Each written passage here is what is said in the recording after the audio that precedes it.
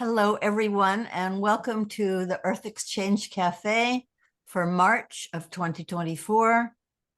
We have a wonderful speaker and guest today, Liv Torc, whom Harry will introduce in a moment. But for now, we invite you to settle in and really imagine yourself that you are in a most wonderful cafe, the perfect cafe where you have your coffee or tea or your chocolate to drink, just flavored the way you like it, where there are a few tables with interesting people sitting at them, some people you know, some people you don't know.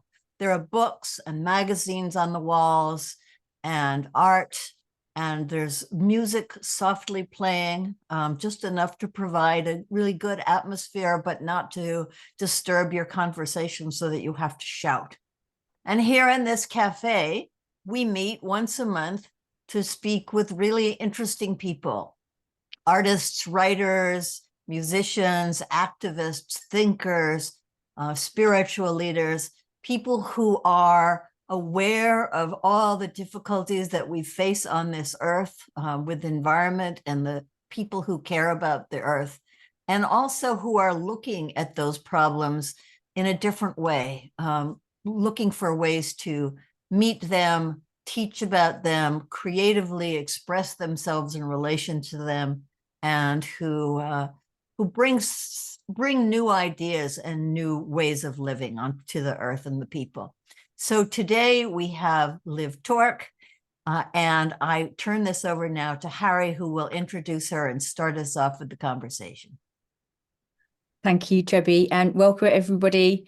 Welcome, Liv. For those who don't know about Liv and those who know her work very well, I shall give a quick recap. Liv is a spoken word artist and poet. She has run and developed many projects over the years, so I won't tell you all about all of them. She's run one Radio 4 Slam poetry competition. She was the former Bard of Exeter. She's taken the stage in WOMAD Festival and the many festivals around the world with the hot poets and the speakeasies and the Hip Yak Poetry Shack. Liv, though, when it comes to the climate and the ecological crises of our time, Liv has really found a troubadour energy of speaking with a poetic voice, through humor, through sorrow, through tears, through her motherhood, through the experiences of meeting many people, and through giving voice to communities through projects like the Haiflu. She speaks at the UN with the hot poets. She's created many poems that have themselves been shared all around the world, and is an absolute delight to talk with, because you're just great fun and hilarious. So we're really looking forward to this. No pressure, Liv. And I just want to welcome you to our cafe. Thank how are you? I'm good. I'm waiting for service. I don't know if you're supposed to approach the counter. I always feel exhausted when people read my bio. I always think, God, and then slightly sort of embarrassed. But thank you. I'm good.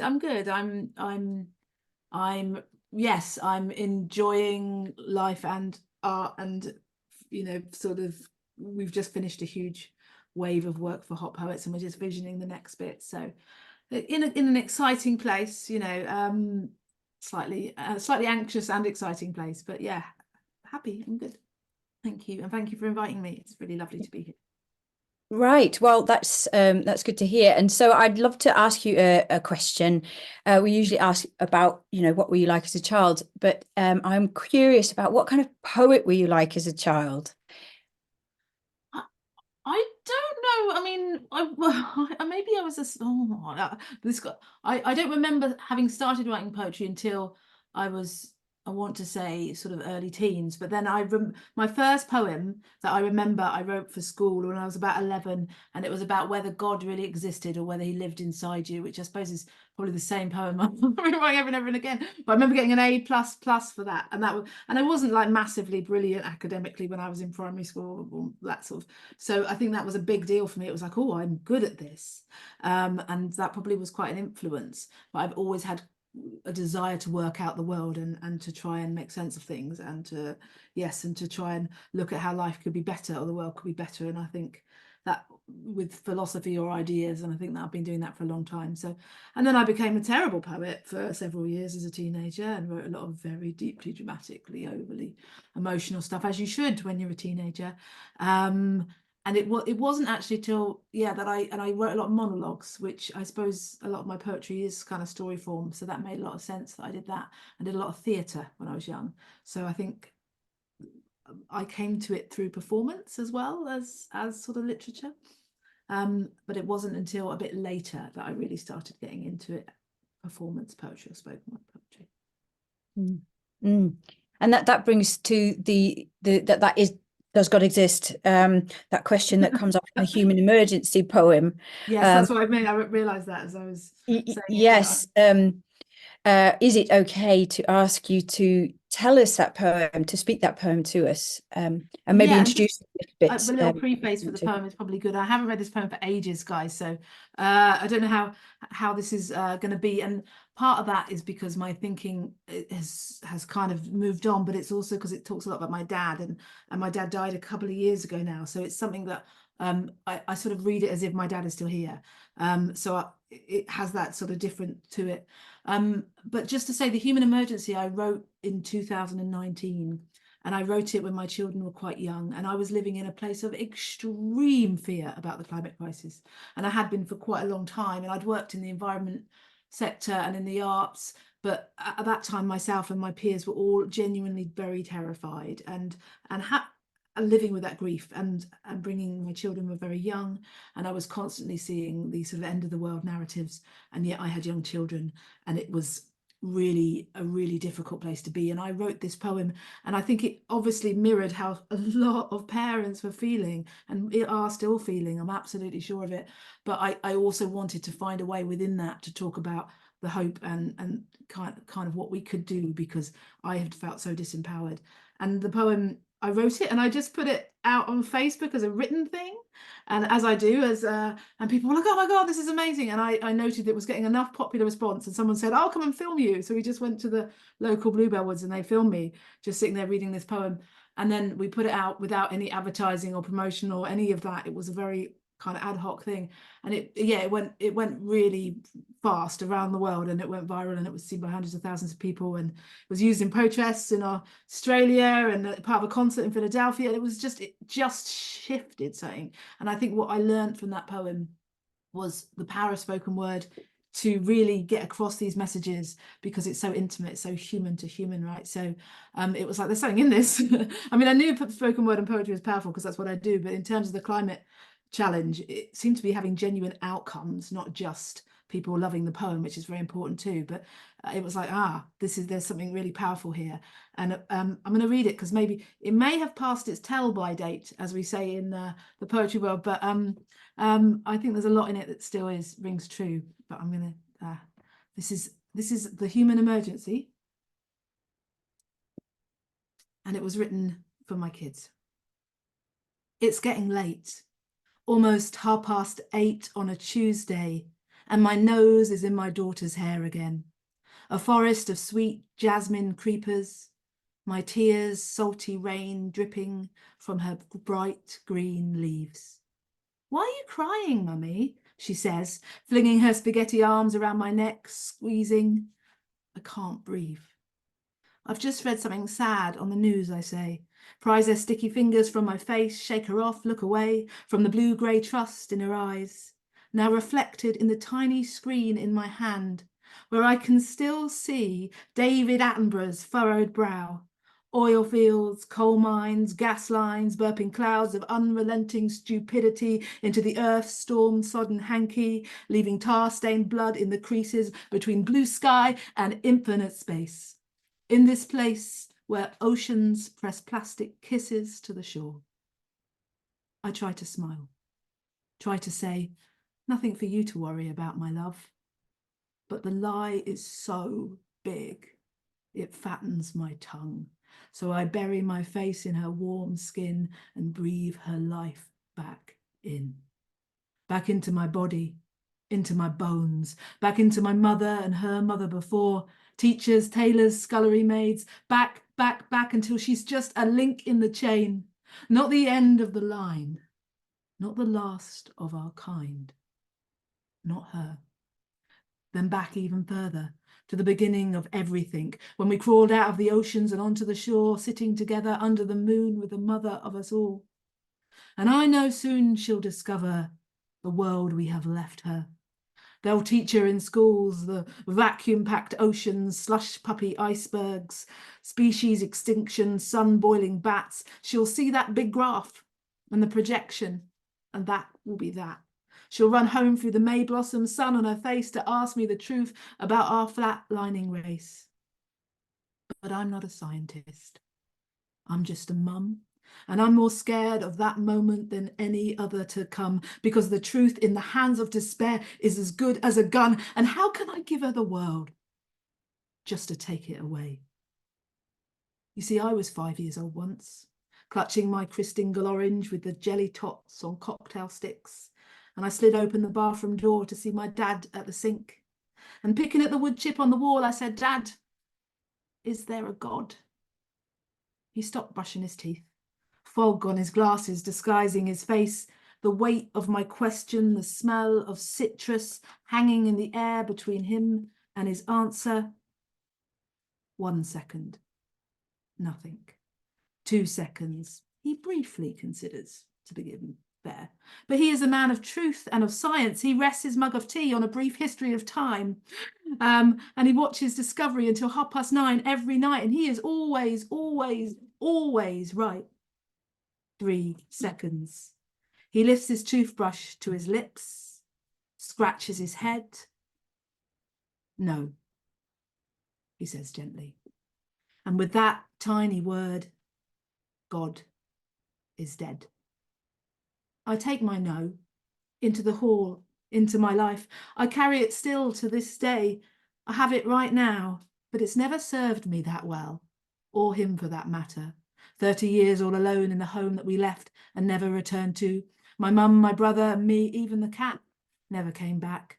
He just sits every night on his own with his no and his science. And I know if I were to ring him right now and say, Dad, is the human race over? Is there still any hope? He would raise his pipe to his toothless gums and say, nope, and continue to smoke.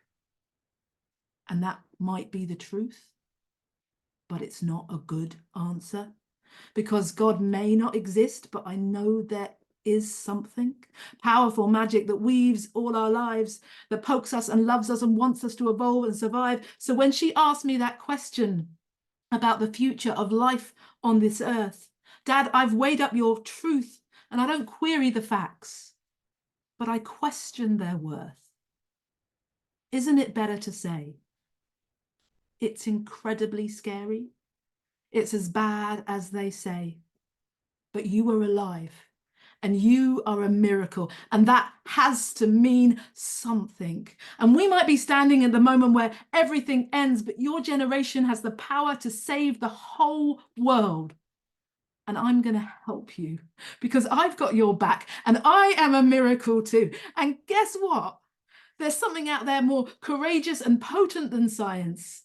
And I believe it will help us because I've touched it and I've felt it and I've seen it in you.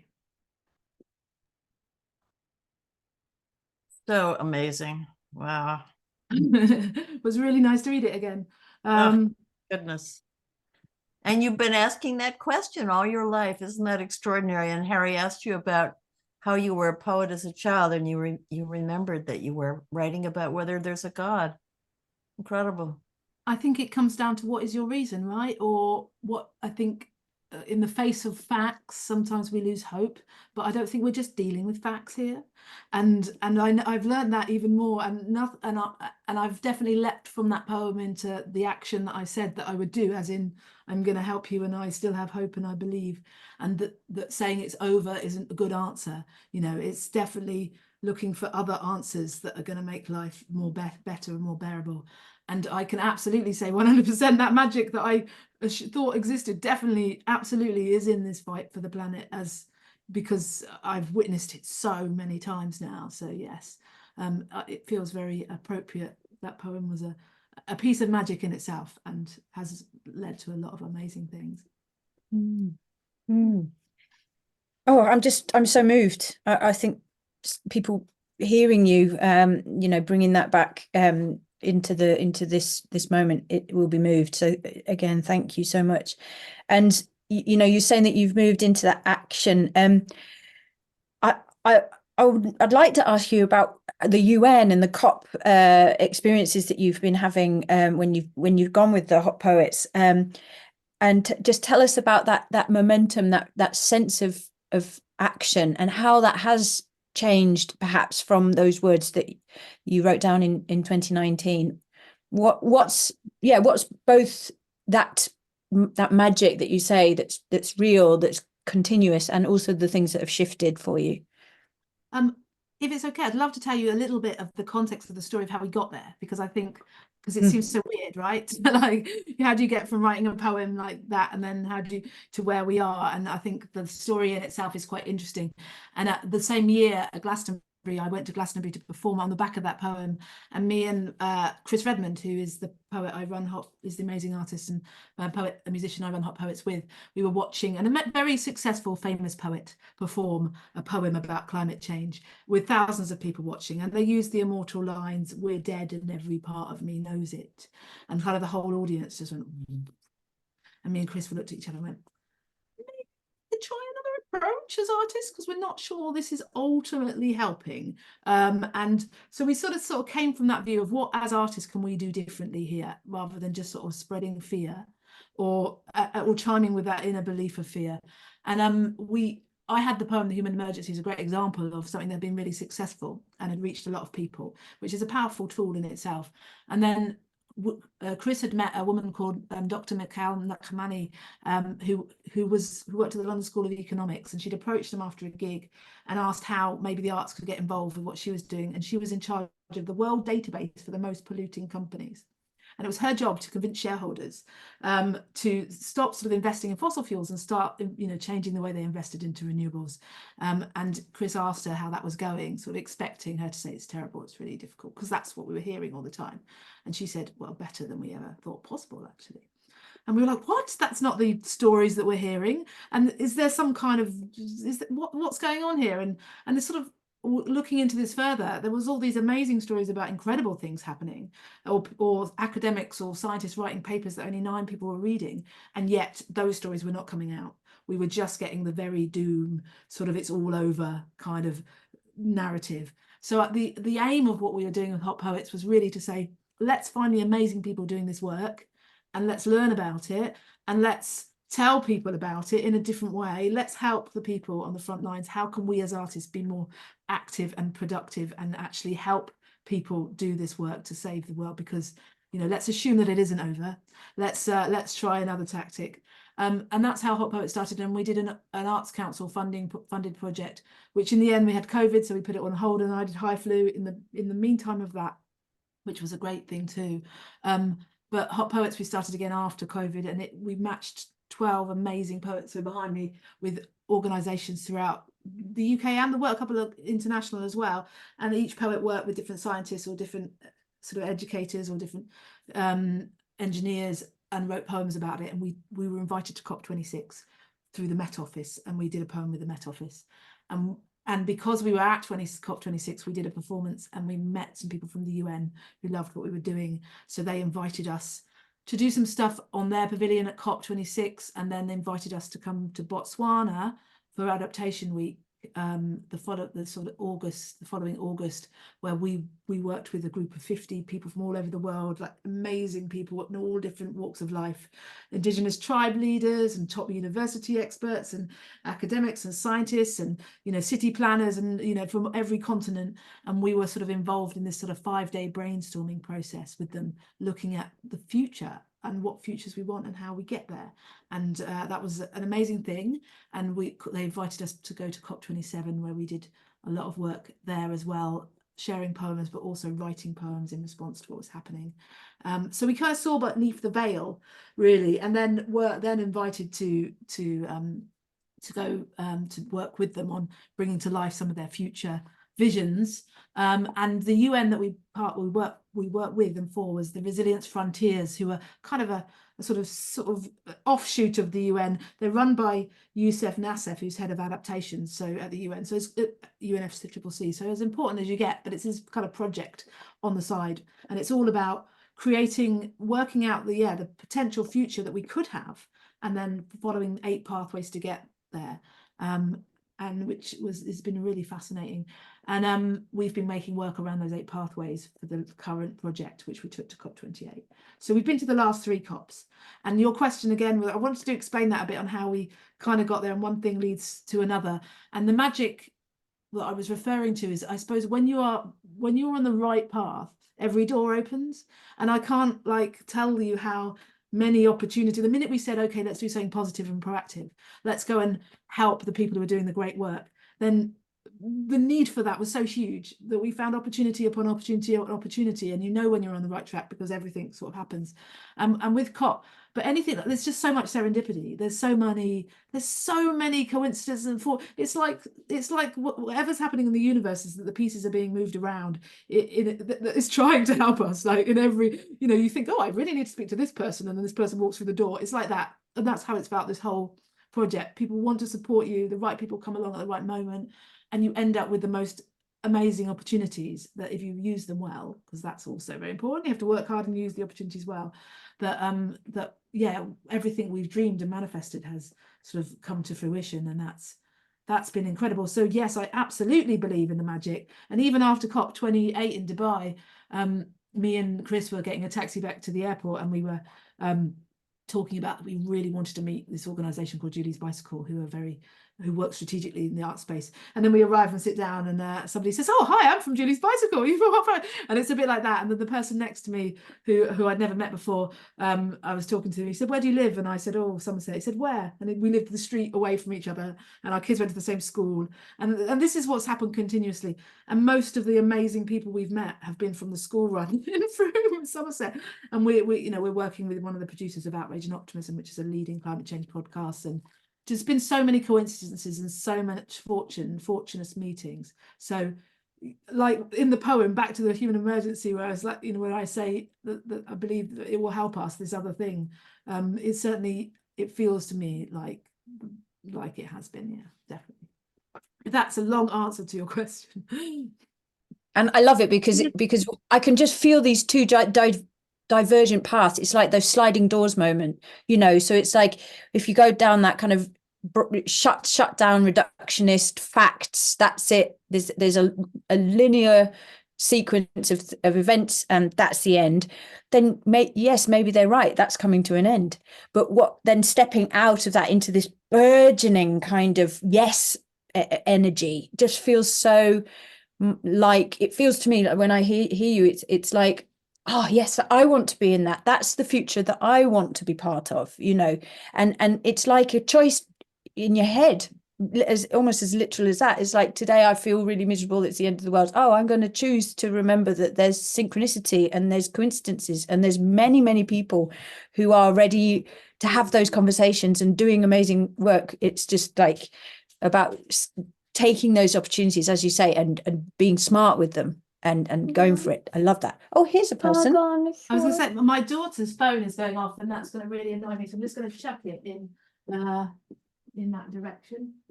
Oh. Yes. I'm back. Sorry. Hello. So I wanted to ask you, we've mentioned Haiflu a couple of times. You mentioned it and Harry mentioned it. Could tell us about Haiflu and how that came to be. So Haiflu happened during lockdown, and which started 4 years ago now, right? When we first went into lockdown, and all my plans to do Hot Poets had gone out the window. And the Arts Council, we had a bid in, and it was a week before we found out, and the Arts Council scrapped all the bids and everything, and it was, so we were all at home. And I very much am somebody who works with the context of the moment as well, but I was finding it really difficult as an artist to tell the stories of what was happening, because we were all in so much shock and everyone was approaching it in different ways. And it was just very difficult to pin any of these ideas down. And I just put a thing out on my Facebook, actually, just asking people to tell me how they were feeling in the form of a haiku, which, because I didn't want them to write too much, because that was all I could digest. And it felt like a contained way of doing it. And it was simply just a fun, creative game. And I wanted to do something nice for people, like that sort of, and I had quite a good following online. And people started sending me these haikus, which were, when you read them together, like in a list, and there was maybe 100 in this list, they told the story of what was happening the first week, because there were just little glimpses of people's lives from behind that window.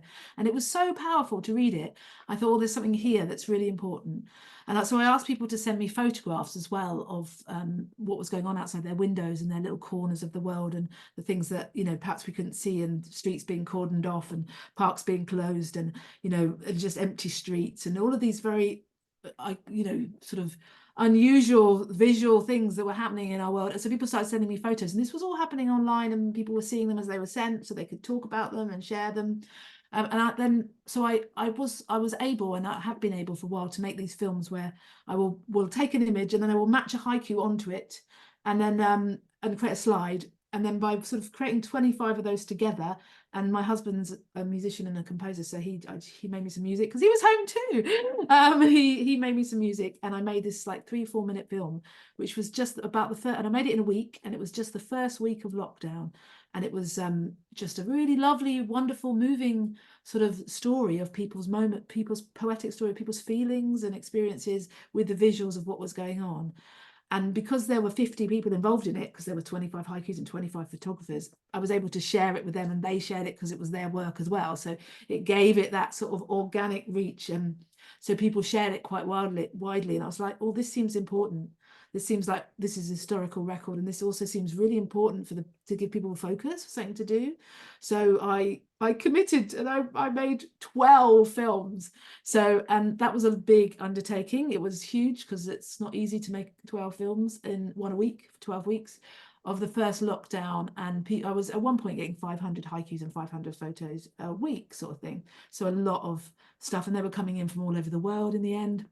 And National Poetry Day got involved because they loved it, and the British Library got involved because they loved it, and they started sort of encouraging people to do it there. And I would be making these films, and it just blew up, and it was on the Today programme, and Haiflu was Word of the Week in sort of the Guardian and stuff. And it was just something I'd done completely organically, no funding, nothing, just from an idea. And I made these 12 films, and then I went back to it again in the second lockdown. The lockdown in the winter, where we were completely locked in again. And I made 9 more films and did that process again. So I'd created these sort of, in the end, like 21 films. And I did get funding in the end, and I made a little touring show about it as well. So I still have this incredible archive of all of these people's lives and experiences, which I think, you know, give it a bit more time, because straight afterwards it was really hard to sell that show, because nobody wanted to revisit COVID directly afterwards, and also nobody was coming back to theatres. So it was like, this is a bad time to make a theatre show about COVID. People don't want to, and if they're braving theatres, they don't want to be reminded of COVID. And I guess how the magic works again. And I did the show, 2 of the times I did the show, I caught COVID whilst doing the show, so I was a bit like, possibly not the best thing, but I think that I can really see in the future that might make an incredibly interesting archive. But at the time, so it just helped so many people, because it focused them, because they would go out each week searching for haiku or photographs. It gave people a little creative mission. If they ended up in the films, they were so excited, and it was a really big deal. And but also they were still sharing it online, so people were still seeing what they were doing. It wasn't hidden, and it involved everybody, and it was a lovely thing.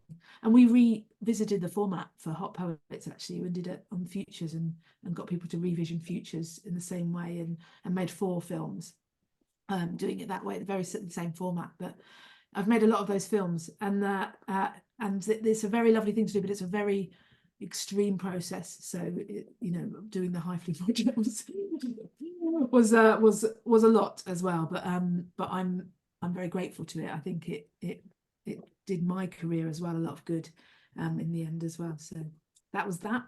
Worth checking out, everybody. Go to Haiflu and you can watch some of the films, or you know, they're really worth watching. There's so many lovely things about them. They are. Absolutely, yes. I remember. I think my daughter actually gave you a haiku about horrible histories, which made it Which is into in it, right? Yeah, I do. I remember people by their haikus. Yeah. I was going to say, were you in it? Did you do it, or did your daughter do it? Did you do it as well, Harry? Were you involved, or? I think I might have sent a photo or two, but I don't think any of the haikus that I chose that I sent you were chosen, because I'm not really a poet. It's funny because but I think as a participant, you know, the community aspect of it, where it felt like there was no politics, you know, that what then blew up as this whole political thing about COVID and all of that sort of stuff. It was like, it was all about the lived experience of each individual. There was this sense of. I mean, I beg. I'm going to shut my door because it's opened up. I beg to differ. It did get quite political. There was quite a lot about Boris Johnson.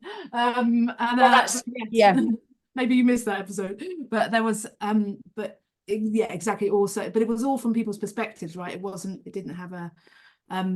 And I would choose haikus not just based on the brilliant haikus at all, but I was trying to tell a reflection of the news that week. So a lot of amazing haikus, maybe yourself included, were missed out because I was just trying to tell the story of the week, and I might have had 500 that I'd whittled down to 25. So and that leads me to the question about you. You know, so you are such a creative and dedicated person, and there are many beneficiaries of your work. And I suppose the query of how does poetry sit with you making sense of what's going on with the climate? You know, how where's that, and also, you know, all of the things that you talk about, and or are you always kind of at work? You know, if a poem comes up and it's like, oh, that could be of use, or is it a creative process that's something that nourishes you as well? Because these are tricky times for us all, and we all need to feel that we can somehow navigate them in our own way. Good question. I think I don't do enough poetry these days in lots of ways to feel that I'm just accessing this through poetry. I'm so much in an artistic director project, organizing, visioning, you know, working with lots of poets and trying to sort of do things at a different level. I still feel everything I do is very creative, and I do a lot of art as well. So we don't just use poetry to sort of share those ideas, but it's all creative. But it's not just poetry, I suppose. It's a poetry project, but we are, you know, running the project is a bigger beast. So maybe I'll only write a poem a month or something like that.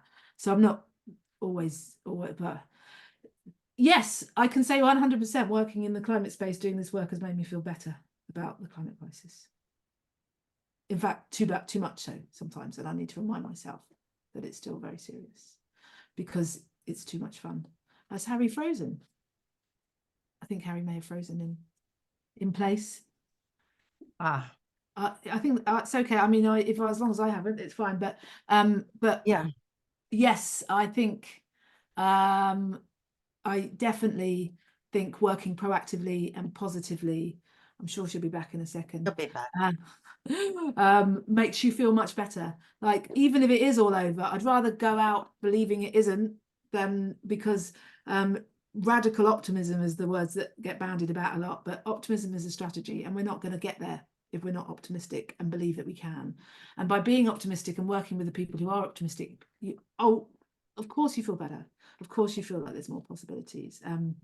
And yeah, it is definitely a way of having a better life and not letting the fear consume you, because you're taking action and you're doing something, so you don't feel helpless. So yeah, that. Well, I have a question. just before we started recording this today, and Harry's daughter Mary came in the room, and when she was about 10 or 11, she had a podcast for a while about, it was for young people, and you were a guest and I was a guest, and you asked her, how do they talk about climate change in the school? And I wonder, since Human Emergency started out with your daughter and your despair about, the world that she's growing up in, and your children, how do you talk to your children about climate change? That's a good question again. I'm just beginning to, and I think it's interesting, isn't it? My daughter came back from school. My daughter's 10 now, and she said that her friend had said, if we don't turn the lights off, we're all going to die. So it's like, and I realized that obviously that children are absorbing top headline drama as well, and they're it's I'm beginning that age of child also isn't necessarily going to engage with the kind of way I'm talking about it, but I really try and say, look, there is loads of amazing people all over the world fighting this, incredible people. The battle to save the world never sleeps, and I really do try and just push the great things happening. They know that I work in this space. They know that it's important. They feel sad when I go away and travel and things are nice, but they know that it's important. And I think hopefully I'm showing that action is better than inaction and despair, and that there is hope, and sort of giving them sort of ideas about that. But they're also, we're all creatures of the system. The system is set up for us to constantly fail within this, right? So I don't try and put blame on them or anything like that, or pressure on them.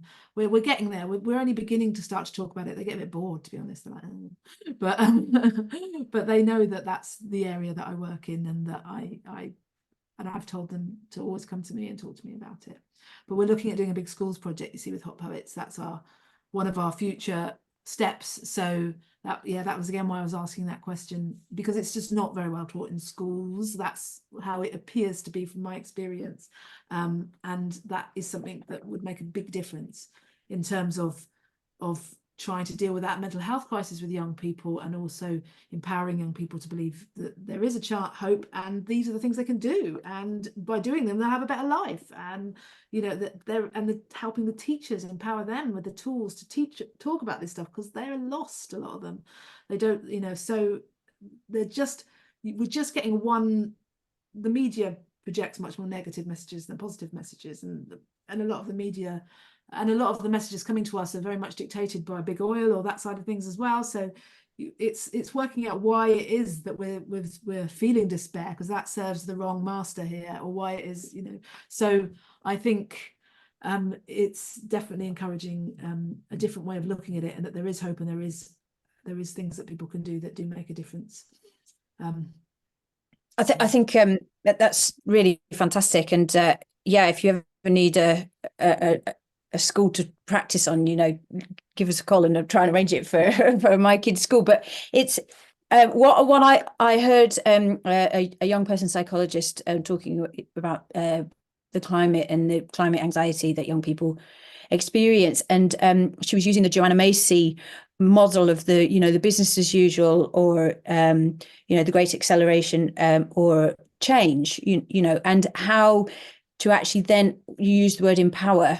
It's so critical, because you have to, it's almost like teaching and guiding, and then also modeling that business as usual is getting your grades, going to school, doing what you're told, wearing a uniform, all that sort of stuff.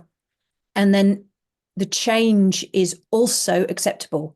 It's also okay to go to a career path that is potentially radical from that kind of business as usual model, and to be empowered to be able to do that through creativity, through love, laughter, joy, playing, all of those sort of things, and also the serious stuff of the science, and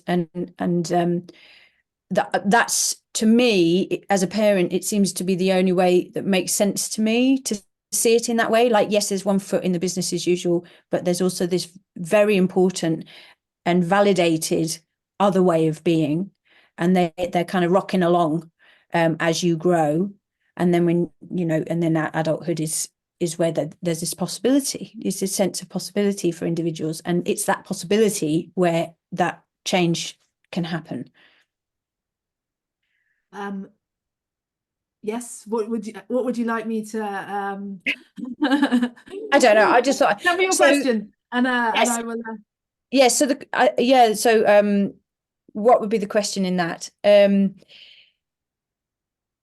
Yeah, I mean, we talked a little bit about the lack of politics with the Haiflu. It's just about that sense of personhood. It's about that human experience. And I think when we move into how we're dealing with this planetary consciousness, there's this query of like, I wonder where the artistic impulse can guide people, you know, outside of these sort of human norms. What would be poetry? How could that help a young person, for instance?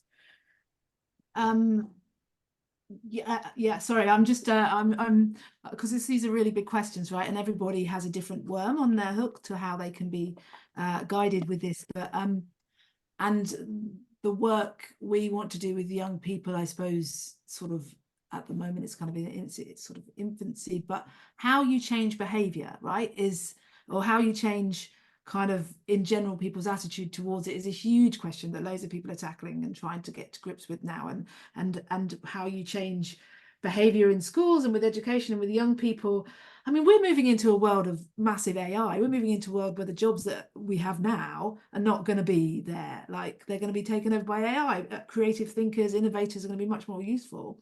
But the school system isn't set up for the future that we are heading towards. So, you know, this is so to encourage independent thought is very important, definitely. To encourage the sense of there isn't necessarily, well, we've lost again. There isn't necessarily kind of a set lot of jobs out there. You have to kind of make your own path sometimes, but that is totally possible as well, to sort of build the steps you climb, to kind of innovate. How you this is a big question, so I don't know how to quite break it down. You're back. Yeah, Harry, I wonder if you could like maybe ask part of that question. Yeah, it's just such a big question. And it's like one that people have been grappling with on a huge level, that maybe if you could break it down a bit, I think I'd find it easier to answer, if that's okay. Yes, and apologies for keeping on. My internet keeps on breaking. Yes. How would you encourage young people to step out of that business as usual model that school is trying to encourage them to only think like? I think it's because I don't have a clear grasp of the business as usual model, in terms of my children not being perhaps old enough to yet have done to know what the schools are at that age encouraging them to do, and whether that's different in different places. But again, I suppose it's more, you know, get a job, pay taxes, you know, be an economic, you know, cog in the great machine, that kind of model. What alternative are you thinking about here? When going into schools, with the climate specifically in mind, with the creativity, what would be why are they mutually exclusive? Why is getting a job and paying taxes different from fighting the climate? Can't you do both? Okay, so the, oh dear, have I gone again? No, you're still here. You're here. Have I gone again? You haven't. Maybe we have. She has. I've gone again. No, we can hear you. We can hear you. Well, I mean, I think it's a big question, and as you point out in a lot of your poems are you look for, and if people look at your website, Liv Torc, I mean, it's just, you have Hot Poets one is good too. You're back. Poets, yeah. You have so many poems where you talk about really specific things that people are doing, and you've made poems out of them. Like you talk about citizen scientists and how people can, you know, think about rivers, and And there is that sense that we don't need to be divided. We can find different ways of dealing with this through many different spheres. Absolutely. And I just want to say, I'm sorry for getting confused. I think it's because everybody is so different and everybody's path is so different. And if I know somebody individually, or I know their journey, it's easier to advise them, but I don't know if there's a blanket piece of advice that can cover, because I don't know what people are being taught in schools, so I don't know what to rail against, right? So people have to find their own way, but there is amazing jobs out there in all sectors, and if you follow what you believe in, and you work hard, and you work within the system to which the system you have to, but then you can break the system from. I encourage people to work. I don't personally come from a place of protest, right? So a lot of artists come from a place of protest, and they come from, which is really valuable, and protest in this whole thing is hugely important, but it's not the only thing. So we come from a place of being a bridge. So we're going and finding the people doing the incredible work and saying, how can we help? And that is a great attitude to have in general, rather than thinking I'm against the system. It's more about saying, which is not really the stance I take. It's like, this is the system, how can we change it, but not how can we rail against it. So I would always say, like, learn about it, understand the system you're working with, because you can't break it down until you understand what it's made of. So it's more of a case of find something you really believe in and follow your heart and the thing that excites you, because you're going to get much further if you follow the thing that excites you, you know, not the thing you should do, but the thing that brings you joy. But also, yeah, learn about the system so that you can work out how to change it. And that's probably a good one way of doing it. There are other ways, and people who want to burn everything to the ground is also, you know, I'm not saying that isn't valuable either. I don't know what schools are saying, and I don't know about the business as usual thing, and I don't know what we're trying to create. I'm sure it's different with different countries and different. Also, let's be aware that we're living in the global north, and in the global south it's very different. So the attitude of it's all over and I can't be bothered, and, you know, or there's no point, is a very global north entitlement. Because when you're not standing, you know, waist deep in the floodwaters, or you're not, you know, not being able to eat through a drought, or you're not have, then it's much more easy to sort of fall into that trap. But if you're right in it, if climate change arrives and the consequences arrive, then you'd be surprised. I mean, people will act to save their lives and their families and everything like that. So I think that there is absolutely sort of by acting, you're engaging in the mission, and by not acting, you're kind of allowing the system to sort of win in some ways. You're allowing your kind of privilege to win. So yeah, I can't answer all of that for everybody and know what their journeys are, but I think don't be inactive. Don't feel that you don't have any power. Don't feel that you don't have any choice, but you don't have to do it from the outside. You can also do it from the inside, and there are lots of routes to this. And I think the world is going to change dramatically, and we don't know what it's going to look like. So we encourage thinking outside the box, thinking and innovative thinking, and things that sort of allow you to question and challenge things. It's probably a good route education wise, but I don't know the answers to all of this. I'm just sort of following my nose, and I'm old now, so I've been following my nose for a long time, and I had to work in lots of jobs within the system and without the system, and learn sort of the long road to it. Curious about something that I've been wanting to ask you. So you spoke about how you're 5 years old and you're asking your dad if there's a God, and in that poem, Human Emergency, you talk about the need to have something that's this mysterious, positive something that guides somebody in their life. And you've spoken about how your life has gone on all these incredible paths since you've really just kind of followed your instinct and done what was commanding you to do at the moment.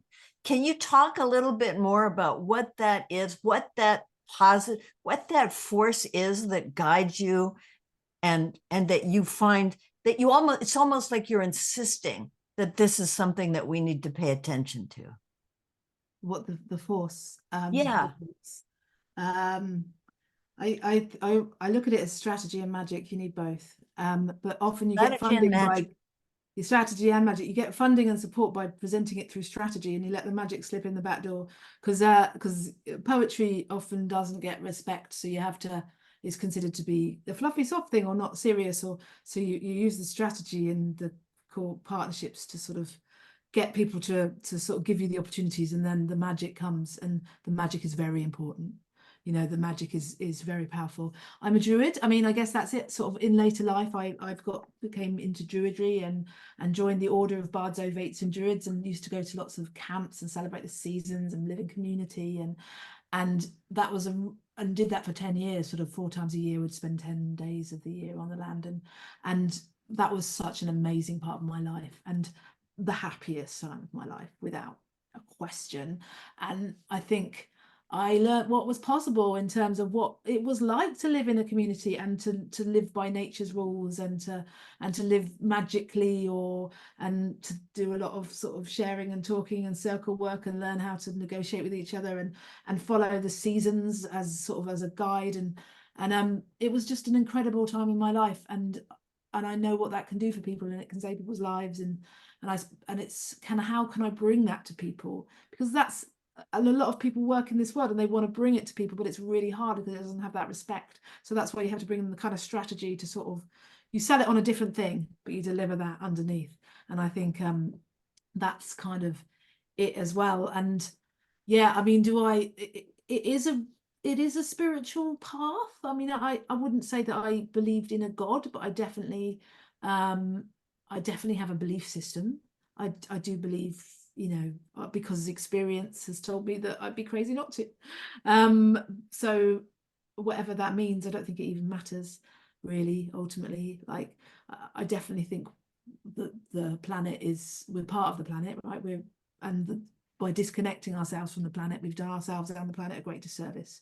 And it's more of that idea that that we can't save the earth, but maybe if we let it, the earth can save us. And it's sort of, I suppose that's my view of, you know, to trust, you know, that the earth knows what it's doing. And if we stop fighting against it and start to reconnect, then all the answers suddenly appear.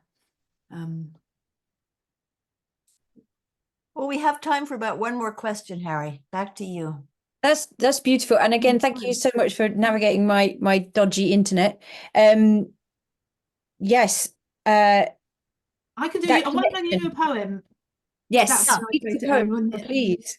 I'm going to do something completely different to everything you suggested, which is it feels like the most appropriate part in this journey. After I'd done the Haiflu project, I ended up in hospital because the Haiflu project was very hard, and also because I have an autoimmune disease, which came up during COVID, and it's a very unglamorous autoimmune disease, and I ended up in hospital for a month. And whilst I was in hospital, I had a commission to do. I was a climate change commission, and I was trying so I was looking at climate in the time of COVID. But this poem sort of sums up a lot of my sort of also feelings about how the world reacts to us. And it's about my story of being in hospital. And I met this amazing young woman called Mary, who had a terrible disease, and I tried to break her out of hospital one night. And it's about that. And I'm going to share this with you. And it's called There's Something About Mary. I sat socially distanced at the end of your bed and said, let's get out of here, Mary. Disconnect your fluids. I'll put on my Asda's disco pajamas and you can push your own wheelchair for once. It's time to do a One Flew Over the Cuckoo's Nest on the gastro ward. We don't need Jack Nicholson off his meds or a 7-foot-tall Indian chief to smash through the wall. You can survive without solid food. And I'm the only one who can open the door. And then it's just one shiny disinfected hall leading to just one more. And we are sailing, cannulas trailing, through the glass turnstile that hasn't moved since COVID, past the huddled smokers clinging to their catheters, outside to where the sky meets the car park, the open fields kiss the skylark. And we can find that rowan tree by the bin, let the drizzle swizzle our sweat sour skin, wrap our pin-cushioned atrophied arms around the trunk, pull down our masks and breathe her in. Because we are not dead yet, are we, Mary? Mary smiles at me. She is 22 and has the rare genetic condition Ehlers-Danlos syndrome. She can't eat. Her bones move about like barrels on a boat. She's lost 4 stone in the last 3 months, and this morning they dislocated her shoulders, putting her in the MRI machine. And it's 7 a.m. and we haven't left the hospital as a disposable tsunami breaks over every ward. Aprons snap, bins clonk, visors steam, masks stream out like ticker tape. The earth shudders. Plastic rains in here and it makes everyone feel sicker. There are no flowers allowed, nothing living that can carry the virus, no air conditioning. The fruit cocktail comes out of a tin. I can't even feel the rain when I stick my fingers out the safety windows. I feel so disconnected, it makes my stomach twist. Mary asks if I'm all right. It's Friday night and we are taking bets on her blood sugar levels. How dangerously low are they? Tonight, how much liquid glucose is she going to have to inject into her tonsils before they leave her alone? 4.3 today. Safe for a few hours. Everyone is cheering. Mary is doing air high fives with the orderlies. Arnold is dancing in the aisles with the blood pressure machine. I love humans. Sometimes in all the fear and busyness, I forget that we're just Joni Mitchell lyrics. Big Bang Millionaire shortbread, not just supreme guilt gangsters gasping for breath in a hospital bed, but the atoms of everything, as much a part of nature as the circling seagulls. I look at Mary with her feeding tube, laughing on the phone to her boyfriend, sipping high-calorie energy drinks and then vomiting them back up again, plotting each tiny success, sifting for diamonds in every coal sack setback. It's like evolution is holding her up in front of me and saying, this is one of my finest humans. She may look broken to you, but I made her, and I'm as proud as a mother bear. Mary looks at me determined. So what if they take your colon, she says. You can still be happy. You can still have a great life. And she's right. So I lay back into my sweaty sheets that I've been sticking to all week, and I think maybe Arnold should take the Earth's vitals. Her oxygen levels are pretty low. The UK temp is spiking at 32, and you only have to read the news or smell the air to realise our home is pretty sick too. And maybe that's our fault. But if COVID has taught us anything, it's that nature keeps on chucking out Marys and dandelions and brimstones like it's Monday morning, so neither of them get my pity. They're both just trying to find quality of life until they get to be stardust again. Fantastic. Wow. I wanted to share that because I suppose that is the overall point. It's like nature hasn't given up. We haven't given up. I'm a product of nature. I'm just one of the many thousands, hundreds of thousands of people who are fighting for this because nature continues to fight for survival. And that is the point of all of it anyway, is just to be alive in this moment and be as best as we can. And if anybody is out there is thinking what to do, that is a great thing to do, you know, so, you know, because yeah, the planet hasn't given up on you. Beautiful, beautifully put and beautifully described. It feels so inspiring to hear you, and so I feel so grateful for the work that you do and the poetry that you've shared with us. I think it's a great place to stop now, and just thank you for your time, for your brilliance, for all the things that you've said, and the sharing of the reflections of where you want to go next in your dazzling career. And your dedication to the earth and to humans is help truly more people. inspiring. Yeah, Sorry?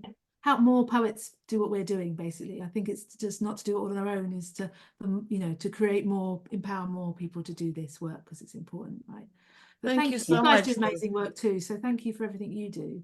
Thank you. Yeah. Liv Thank you Torc. again.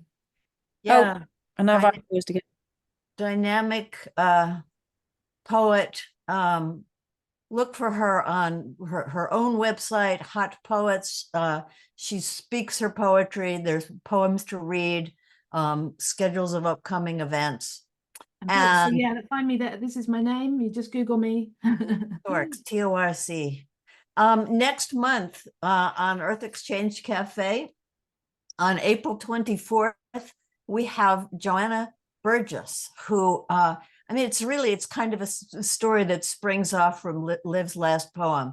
Had a rare illness when she was a small child and dedicated herself to healing, and is just a person who looks at life with joy and positivity, and looks at the worst of life and sees the best.